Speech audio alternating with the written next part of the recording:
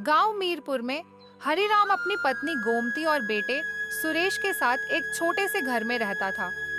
हरिराम के माता पिता उसके बचपन में ही गुजर गए थे, इसलिए वह सेठ रामनाथ के खेतों में मजदूरी करता था। उसकी पत्नी गोमती गांव के ठाकुर परिवार के घर में सफाई का काम करती थी। दोनों पति पत्नी मिलकर बहुत मेहनत करते और अपने बेटे सुरेश के साथ मुश्किलों से भरा जीवन जीते थे। इस साल ठंड का प्रकोप इतना बढ़ गया कि मीरपुर के लोग ठिठुरते हुए भगवान से प्रार्थना कर रहे थे। दिन हो या रात, ठंड के कारण लोग अपने घरों में दुबके रहते थे। हरिराम ने सुबह गोमती से कहा, देख रही हो गोमती, इस साल ठंड ने हमारा जीना मुश्किल कर दिया है। घर से बाहर निकलते ही हाथ पैर जमने लगते हैं, लेकिन सेठ के काम पर जाना जरूरी है, वरना वह हमें निकाल देगा।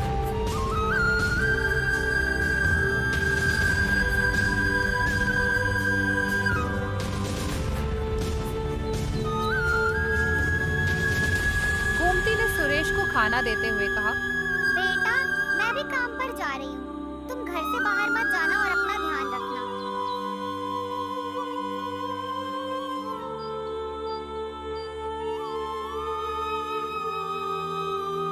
जमींदार ठाकुर राम सिंह के घर पहुंचते ही गोमती को डांट सुननी पड़ी।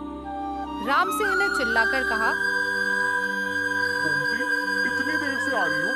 तुम्हें पता है, इतनी ठंड में मेरे आदमी काम जल्दी खत्म करना चाहते हैं। काम में कोताही बर्दाश्त नहीं होगी। गोमती ने माफी मांगी और काम में लग गई।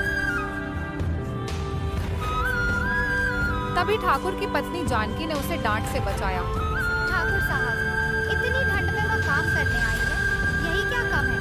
थोड़ा दया दिखाइए।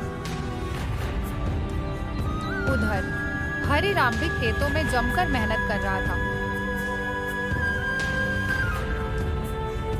सेठ रामनाथ ने सख्त लहजे में कहा, हरिराम, आज का काम पूरा नहीं हुआ तो 1 रुपया भी नहीं दूंगा। हरिराम के हाथ पैर ठंड से अकड़ चुके थे, लेकिन अपने बेटे सुरेश और पत्नी गोमती के लिए उसने काम पूरा किया।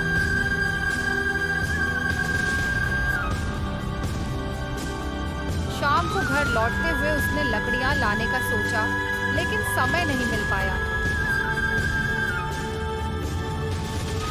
घर पहुंचने पर उसने देखा कि सुरेश ठंड से कांप रहा था। गोमती ने कहा, हरिराम, सुरेश की तबीयत खराब हो रही है। हमें अलाव जलाना होगा, लेकिन लकड़ियां नहीं है। हरिराम ने कहा, मैं अभी जंगल से लकड़ियां लाने जाता हूँ, तुम सुरेश का ख्याल रखना। आधी रात को हरिराम जंगल की ओर निकल पड़ा।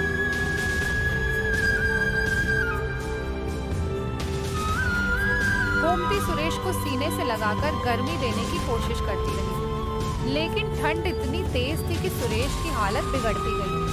उसने धीरे धीरे आंखें बंद कर ली। गोमती चिल्लाने लगी, सुरेश, मेरी आंखें मत बंद करो, तुम्हारे पापा लकड़ियां लेकर आते ही होंगे। लेकिन सुरेश की सांसें थम चुकी थी। हरिराम जब लौटा तो गोमती की चीखें सुनकर उसका दिल दहल गया। उसने देखा कि सुरेश ठंड की भेंट चढ़ चुका है। दोनों पति पत्नी गम में डूब गए।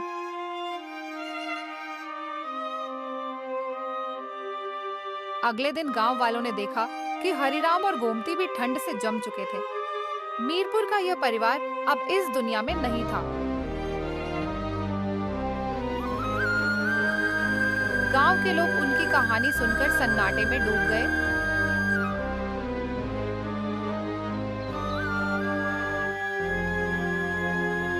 उनका घर, जो कभी खुशियों से गूंजता था, अब खंडहर बन चुका था। मीरपुर के बुजुर्ग अब बच्चों को यही सिखाते हैं कि ठंड से लड़ने के लिए साथ रहना जरूरी है। इस ठंड ने एक और परिवार छीन लिया था, लेकिन उनकी कहानी गांव वालों के दिलों में हमेशा जिंदा रहेगी।